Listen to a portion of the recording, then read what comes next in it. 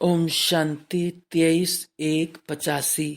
दिव्य जन्म की गिफ्ट, दिव्य नेत्र, दिव्य बुद्धि, दिव्य दृष्टि विधाता त्रिकालदर्शी बाप दादा बोले।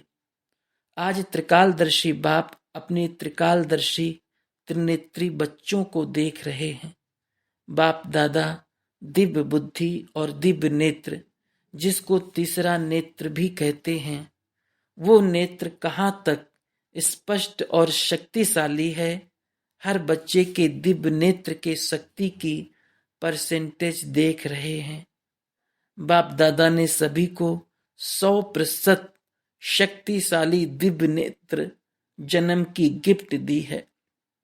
बाप दादा ने नंबरवार शक्तिशाली नेत्र नहीं दिया, लेकिन इस दिव्य नेत्र को हर एक बच्चे ने अपने अपने कायदे प्रमाण, परहेज प्रमाण, अटेंशन देने प्रमाण, प्रैक्टिकल कार्य में लगाया है।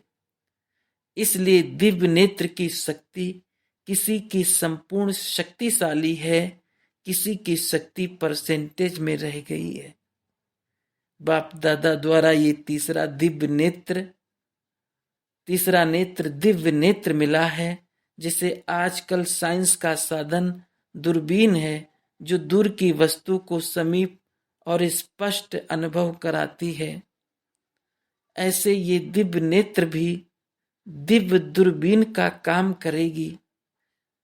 सेकंड में परम धाम कितना दूर है, जिसके माइल गिनती नहीं कर सकते। साइंस का साधन इस साकार सृष्टि के सूर्य चांद सितारों तक देख सकते हैं, लेकिन ये दिव्य नेत्र तीनों लोकों को, तीनों कालों को देख सकते हैं। इस दिव्य नेत्र को अनुभव का नेत्र भी कहते हैं। अनुभव की आंख, जिस आंख द्वारा 5000 वर्ष की बात इतनी स्पष्ट देखते जैसे कि कल की बात है। हाँ, 5000 वर्ष और कल, कहाँ कल, तो दूर की बात समीप और स्पष्ट देखते हो ना, अनुभव करते हो। कल में पूज्य देव आत्मा थी और कल फिर बनेंगी। आज ब्राह्मण, कल देवता, तो आज और कल की बात सहज हो गई ना। शक्तिशाली नेत्र वाले बच्चे अपने डबल ताजधारी सहज सजे सजाए स्वरूप को सदा सामने स्पष्ट देखते रहते हैं। जैसे स्थूल चोला सहज सजा सजाया सामने दिखाई देता और समझते हो अभी का भी धारण किया, ऐसे ये देवताई शरीर रूपी चोला सामने देख रहे हो ना। बस कल धारण करना ही है। दिखाई देता है, अभी तैयार हो रहा है, वह सामने तैयार हुआ, दिखाई दे रहा है। जैसे ब्रह्मा बाप को देखा, अपना भविष्य चोला श्री कृष्ण स्वरूप सदा सामने स्पष्ट रहा। ऐसे आप सभी को भी शक्तिशाली नेत्र से स्पष्ट और सामने दिखाई देता है। अभी अभी फरिश्ता सो देवता नशा भी है, और साक्षात देवता बनने का दिव्य नेत्र द्वारा साक्षात्कार भी है। तो ऐसा शक्तिशाली नेत्र है। वह कुछ देखने की शक्ति कम हो गई है। जैसे स्थूल नेत्र की शक्ति कम हो जाती है, तो स्पष्ट चीज भी जैसे पर्दे के अंदर व बादलों के बीच दिखाई देती है। ऐसे आपको भी देवता बनना है। बना तो था, लेकिन क्या था, कैसा था, इस पर्दे के अंदर तो नहीं दिखाई देता। स्पष्ट है। निश्चय का पर्दा और स्मृति का मड़का दोनों शक्तिशाली है। वह मड़का ठीक है और पर्दा कमजोर है। एक भी कमजोर रहा तो स्पष्ट नहीं होगा। तो चेक करो व चेक कराओ कि कहाँ नेत्र की शक्ति कम तो नहीं हुई है। अगर जन्म से श्रीमत रूपी परहेज करते आए हो तो नेत्र सदा शक्तिशाली है। श्रीमत की परहेज में कमी है, तब शक्ति भी कम है। फिर से श्रीमत को दुआ कहो, दवा कहो, परहेज कहो, वो करो तो फिर शक्तिशाली हो जाएंगे। तो ये नेत्र है दिव्य दूरबीन। ये नेत्र शक्तिशाली यंत्र भी है, जिस द्वारा जो जैसा है आत्मिक रूप को, आत्मा की विशेषता को सहज और स्पष्ट देख सकते हो। शरीर के अंदर विराजमान गुप्त आत्मा को ऐसे देख सकते हो जैसे स्थूल नेत्रों द्वारा स्थूल शरीर को देखते हैं। ऐसे स्पष्ट आत्मा दिखाई देती है ना, ऐसे स्पष्ट आत्मा दिखाई देती है ना, वह शरीर दिखाई देता है। दिव्य नेत्र द्वारा दिव्य सूक्ष्म आत्मा ही दिखाई देगी। जैसे दिव्य नेत्र है तो विशेषता अर्थात गुण भी दिव्य है, अवगुण कमजोरी है। कमजोर नेत्र कमजोरी को देखते हैं। जैसे स्थूल नेत्र कमजोर होता है तो काले काले दाग दिखाई देते हैं, ऐसे कमजोर नेत्र अवगुण के कालेपन को देखते हैं। बाप दादा ने कमजोर नेत्र नहीं दिया है, स्वयं ने ही कमजोर बनाया है। वास्तव में ये शक्तिशाली यंत्र रूपी नेत्र चलते फिरते नेचुरल रूप में सदा आत्मिक रूप को ही देखेंगी। मेहनत नहीं करनी पड़ती कि ये शरीर है या आत्मा, ये है व वो है। ये कमजोर नेत्र की निशानी है।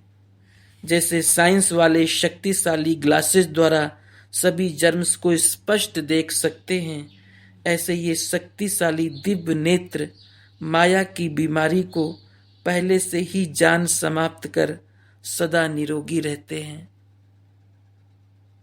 ऐसा शक्तिशाली दिव्य नेत्र है। ये दिव्य नेत्र दिव्य टीवी भी है। आजकल टीवी सभी को अच्छी लगती है ना, इसको टीवी कहो व दूरदर्शन कहो। इसमें अपने स्वर्ग के सर्व जन्मों को अर्थात अपने 21 जन्मों के दिव्य फिल्म को देख सकते हो। अपने राज्य के सुंदर नजारे देख सकते हो। हर जन्म की आत्म कहानी देख सकते हो। अपने ताज तख्त राज्य भाग को देख सकते हो। दिव्य दर्शन कहो व दूरदर्शन कहो, दिव्य दर्शन का नेत्र शक्तिशाली है ना। जब फ्री हो तो ये फिल्म देखो। आजकल की डांस नहीं देखना, वो डेंजर डांस है। फरिश्तों की डांस, देवताओं की डांस देखो। स्मृति का स्विच तो ठीक है ना। अगर स्विच ठीक नहीं होगा तो चलाने से कुछ दिखाई नहीं देगा। समझा? ये नेत्र कितने श्रेष्ठ हैं। आजकल मेजॉरिटी कोई भी चीज का इन्वेंशन करते हैं तो लक्ष्य रखते हैं कि एक वस्तु भिन्न भिन्न कार्य में आवे। ऐसे ये दिव्य नेत्र अनेक कार्य सिद्ध करने वाला है। बाप दादा बच्चों के कमजोरी की कभी कभी कंप्लेन सुन यही कहते, दिव्य बुद्धि मिली, दिव्य नेत्र मिला, इसको विधि पूर्वक सदा यूज करते रहो तो ना सोचने की फुर्सत, ना देखने की फुर्सत। ना और सोचेंगे ना देखेंगे तो कोई भी कंप्लेन रह नहीं सकती। सोचना और देखना ये दोनों विशेष आधार है कंप्लीट होने के व कंप्लेन करने के। देखते हुए सुनते हुए सदा सोचो, जैसा सोचना वैसा करना होता है।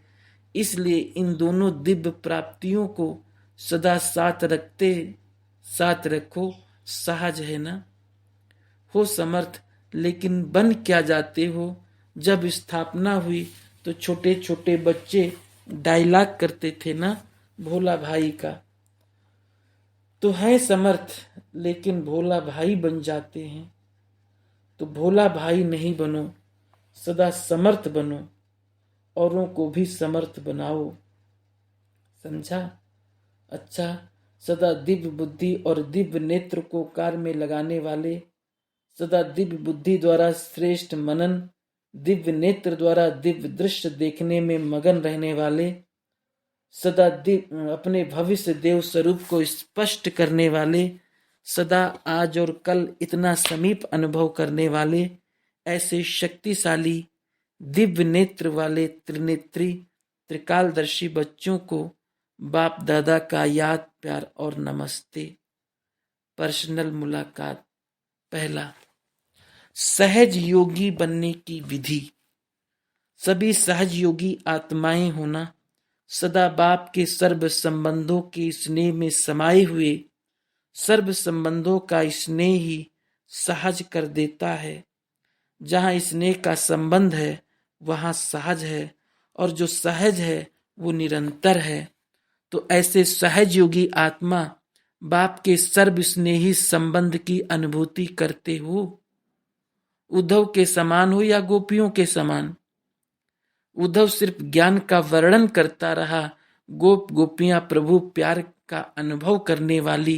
तो सर्व संबंधों का अनुभव ये है विशेषता। इस संगम युग में ये विशेष अनुभव करना ही वरदान प्राप्त करना है। ज्ञान सुनना सुनाना अलग बात है, संबंध निभाना, संबंध की शक्ति से निरंतर लगन में मगन रहना वो अलग बात है।